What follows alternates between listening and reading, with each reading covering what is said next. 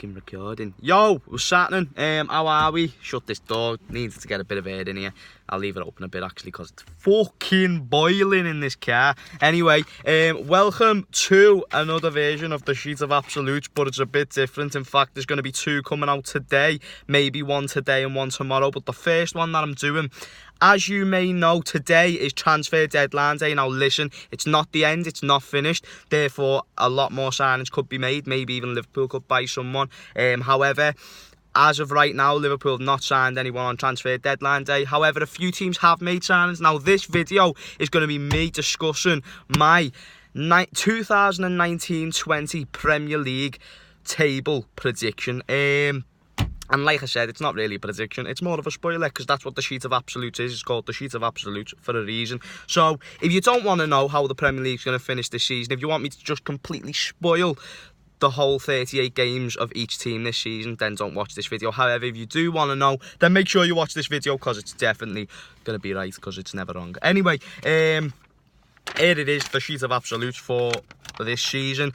I'm going to start from 20th to 1st. Now listen, if you're a fan of another team and I haven't put you in a position that like you don't want to be in, I'm sorry, I can't listen. It's just how I think. I can only say how I see it.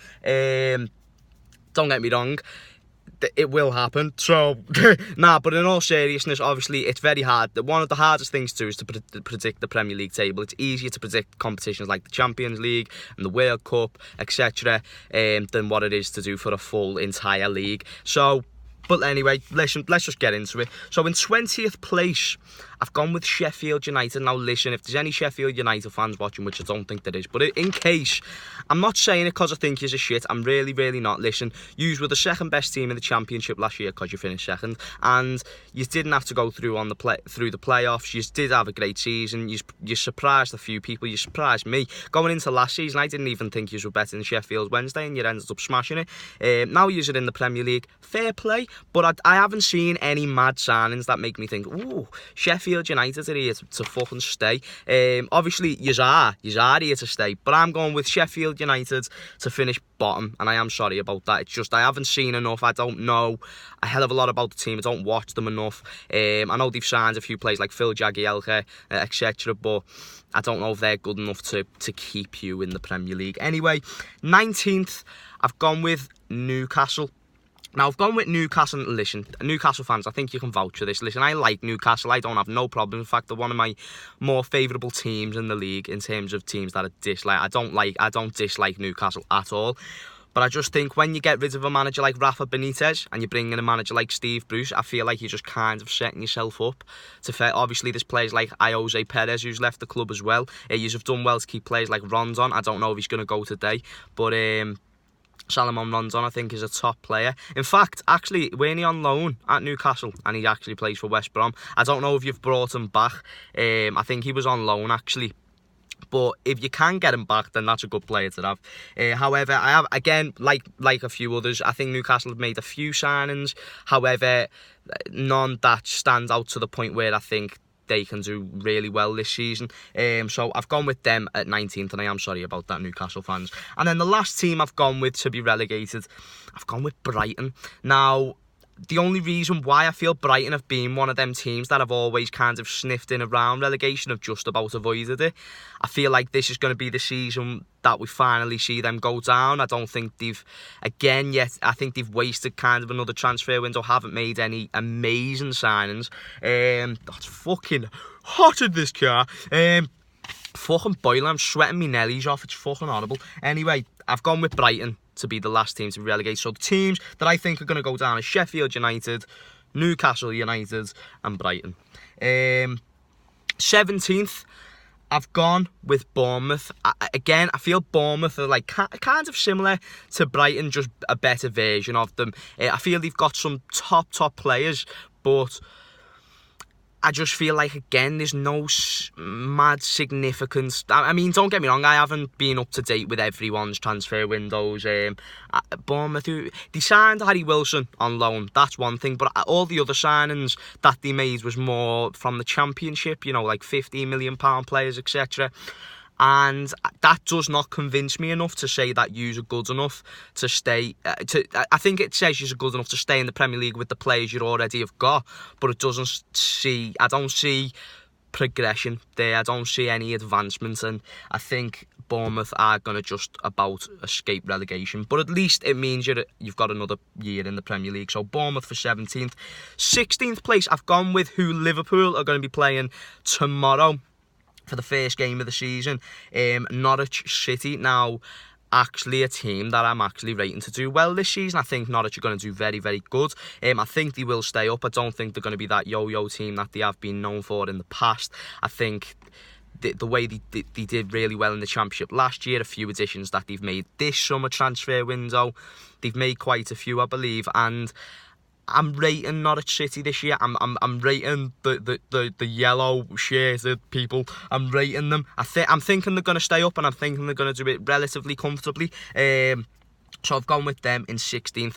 Above them, I've gone with Burnley. Now, the reason why I've gone with Burnley 15th, I think Sean Dyche is good enough to keep Burnley up. I think they've got a good enough team to stay up, and I think with further additions, they are looking even more likely to stay up. I think Burnley are a good side. I think they surprised a few teams, not last season, the season before, when they got into the Europa League. I think they've done very well, and I'm expecting them to do just as well and stay up this year. Well, not just as well, because they won't be getting Europa League. Oh my God, have you seen how much I'm sweating now? Anyway, Burnley to go with. Oh, I'll open this door even more. I'm not even asked if anyone walks past. Fuck them. Anyway. So I've gone with Burnley to finish. Oh, have you seen this? The shine of the sweat. It's not good, man. Burnley 15th. For 14th, I've gone with Southampton. Now, Southampton, they've signed a few players like Che Adams. I actually rate Che Adams, to be honest. I think he's actually a really good player and a good addition to the team. I think him and Danny Ings could be a very underrated partnership. I think that's one that you'll have to watch out for this season. I can see that really working on so many levels. And I do rate Danny Ings and I do rate Che Adams, and I think for that, and with the players that they've already got, such as Nathan Redmond, a few other players as well, and a few other additions they've made, I think a mid-table finish is just good enough for them. I feel like that's what they are going to achieve. That's just me though, that's just me. And I'm sorry that I'm kind of rushing through these lower league teams a bit quicker. It's just, I don't want to say too much because I don't know enough, and this is just simply a prediction. That's a spoiler. But I've gone with Southampton to finish 14th. Above them, I'm going with Aston Villa. I really like the way Aston Villa have approached this transfer window. Now, listen, a few people have been saying they should be making like 3 big signings and not all these little signings. I like some of the signings they've made, though. I like the fact they've brought in players like Tyrone Mings, someone who has Premier League experience, and they know very well. And also other additions on top of that.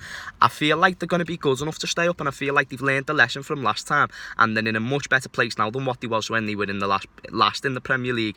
And yeah, I feel like if you put the team that got relegated for Aston Villa against the team that got promoted for Aston Villa last season, last season's team would win, because it's a very different team now.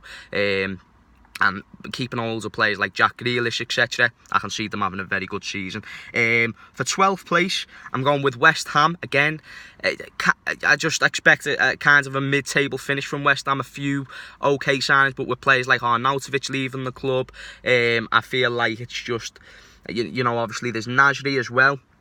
Nasri has left the club. Not that he was ever great for them, but it would be good to just have that bit more squad depth. They've released a lot of players like Andy Carroll. They've let Adrian go to Liverpool. I just feel like without that squad depth, it's going to be difficult to advance even more. However, I can see them staying up comfortably, hence why I've given them a mid-table finish. 11th, I've gone with Crystal Palace. Again, sole players like Wan-Bissaka. You know, they're a good team, they're a positive team. They've made a few additions. However, like James McCarthy from Everton today has just joined them. They're getting that squad depth in, and I feel like squad depth is a very important thing to do well in the Premier League, hence why I've put them where I've put them.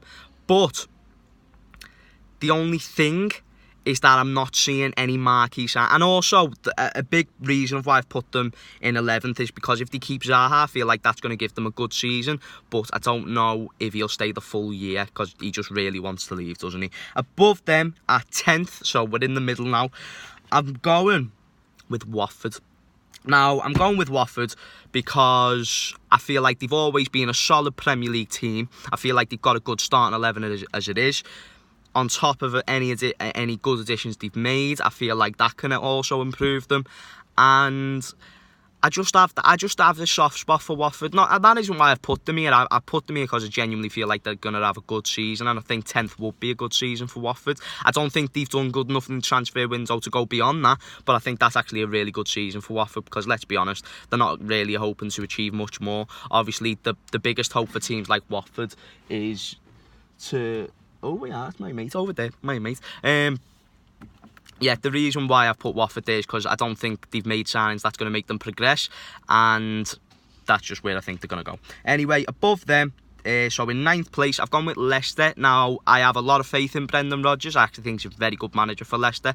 They've obviously sold a few players like Harry Maguire, but they've also made additions as well, and I think that's what's important. If you're going to sell big players like Harry Maguire for the big money that you sold them for, it's important to replace him with a lot of decent, sound players. Now, that hasn't worked for teams like Tottenham in the past and Liverpool. I mean, in like a few years ago, obviously, we're fine now, but... like when they sold Bale and we sold Suarez, it was pretty difficult to come back from that straight away. Oh yeah, there's my neighbour. Might say hello. I'll see if she'll say hello. Nah, she probably hasn't clocked me. Ah well. But yeah, Leicester to finish 9th, and I think that's a pretty good season for them. So above them in 8th, I've gone with Wolves. I don't see them having that much of a great season compared to last year because I don't think they've made any key, significant, amazing signings on top of what they've already got. I think they've made a few good ones, but nothing that makes me think, oh yeah, like what a... And like, my neighbour was just shouting me there, sorry. But... yeah, I think I can see Wolves doing well, but I don't see them advancing very much compared to what we've... especially not much better than last year. I feel like last year weren't a fluke. I feel like they actually are good enough to get, you know, positions like Europa League, etc. But I don't know. Anyway, above Wolves, I've gone with Man United. I've gone with Man United in 7th. Now, I know Man United fans are going to be kicking off at me here. Listen, I just feel like Man United just needed to do that little bit more this transfer window, and I don't think Man United should be expecting to get right back into that top 4. I feel like they are quite a few levels behind. I'm not saying it because I don't like Man United, because I don't like them, but I would rather put them in an honest position when it gets to the end of the season and not get any shit off anyone for where I put them, then put them in a very high position and then they just finish low and then I've just chat shit for no reason. That's genuinely where I feel Man United's going to finish. Don't see them getting in the top 4 at all. Obviously they could get 6th, they could get 5th, but I definitely don't see them getting in that top 4 without a doubt. Above them, now listen, this is another team I don't like, but I feel like they're going to be quite happy with this position based on previous years. I'm going with Everton at 6th, and the reason why I'm going with Everton at 6th is because they've actually had quite a good transfer window. They've signed quite a few good players, like they signed Sidibe yesterday. They re-signed Andre Gomez on a permanent deal instead of a loan. They signed they've all gone out my head here. They've signed a lot. Listen, they've signed a lot. They've done much better business than what we've done, and I think that's one of the most, more impressive things that I've seen from Everton in recent years. I think it's a very positive transfer window for them, and I am sorry that I'm dripping like a cunt. It's boiling in this car, and it's the reason why I do it in the car is because this is where the better audio is. I'm going to try and get a little studio set up in my room somewhere, but at the moment it's just a bit weird. Anyway, so I've gone with Everton 6th. 5th, I've gone with Chelsea. Now again, I think they actually had a very good season last year, but the odds are just stacked against them. A new manager who doesn't have much experience in Frank Lampard. They sold the star player in Eden Hazard. It looks like they're selling David Luiz to Arsenal, and also the one signing they've made, which from my head they weren't allowed to make, was Kovacic. And I just don't think with no additions and selling star players like Hazard, I don't know how you get better from that, in my opinion. I feel like it's a big development stage, and I actually think I've been quite kind to put them in 5th. But that's my opinion. What do you think? Where do you think Chelsea will finish? Let me know your Premier League predictions as well, of course. Above Chelsea, I've gone with Tottenham. I think they're going to scrape top 4. I think they've done very well in this transfer window, signing players like Aston Villa, and also keeping hold of their star players like Eriksen, who wanted to leave. Also, just all their, you know, the heart of their midfield, like Dele Alli, the attackers like Harry Kane and Heung-min Son. I think it's vital to keep hold of players like that, because you get that experience with each other, you get better as a team, most importantly, and I just think they'll do well this year. 3rd place. Now, you can disagree with me if you want, but I'm going with Arsenal. Listen, I've rated their transfer window massively. I also rate the fact that they sold players like Aaron Ramsey and a few other big players. However, it looks like they're also going to sign Kieran Tierney from Celtic, who I rate very highly as a left back. Also, they've signed Pepe, who I wanted Liverpool to sign. I think that's a great addition, and I actually think their attack is going to be on the level of our attack and Man City's attack this year, purely just based on them 3 players. Oh my god, that's a very dangerous attack, Aubameyang, Lacazette and Pepe. Hence why I've put Arsenal. I feel like a lot of people are writing off Arsenal as well, which I think is quite wrong in a sense, because, let's be honest, Arsenal have had a very good transfer window and we shouldn't be overlooking them, and I think they're going to do very, very well this year. Also, with obviously they've still got Europa League, which can be a put off, but they've got that squad depth. It looks like they're signing David Luiz as well, which I don't think is a great signing, but don't get me wrong, Premier League experience, good centre back, you cannot complain. And other than Aaron Ramsey, there's no one that they've sold who I've gone, ooh, like, you shouldn't have sold him, but I've gone with them there. Anyway, now it's time for the 1st and 2nd choice. Now, obviously, it's out to 2 teams, Man City and Liverpool. And the team that I've chose to win the Premier League is my team, the mighty Reds, Liverpool. I've gone with Liverpool to win the league. Now, first, I'll talk about Man City, who I've put in 2nd. Obviously, just recently played in the Charity Shield. They beat us on penalties. I feel like it is going to be out of these 2 teams. I feel like Arsenal can sniff in and thereabouts, but I don't think they're quite ready for the league yet. I feel like it is going to be a 2-horse race again. I feel like it is going to be Liverpool and Man City.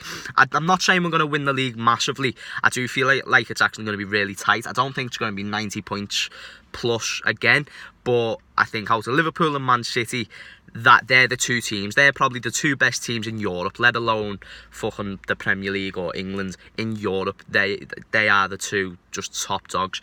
And Man City have obviously made a few great additions, like Rodri, that's a great signing. Cancelo, I rate that highly. And whereas Liverpool haven't made any signings, but maybe the reason why I'm going so optimistic with Liverpool, and not just on obviously a little bit of bias as well, but the reason why I'm very optimistic about Liverpool is because this is now the 3rd year that this same group of 11 players can come in. And listen, we're talking about these new signings like Navigator and fucking Oxlade, Chamberlain and Lallana, and these are all going to feel like new signings. Listen, I don't agree with that either, but there is kind of a point there, because these are 3 players that haven't played much for us, and it will be nice to see if they can stay fit, how good they can actually go. But that is my Premier League 2019 and 20 Premier League sheet of absolute predictions, or spoilers if you want to call it. But let me know in the comments down below your thoughts. I'm sorry it's been a very sweaty and very sort of unorganised video, but I have actually done quite a bit of research, hence why I've come up with the table that I've got with. I've just gone with my honest opinion. I think that's all you can do in these type of videos. I'm very excited for the season ahead. Next video is going to be about Liverpool versus Norwich, the sheet of absolutes for that, so stay tuned, and hopefully you enjoyed this one. If you want more longer videos like this, let me know in the comments down below. Thank you for watching as well, and I will see you all on the flip side. Peace.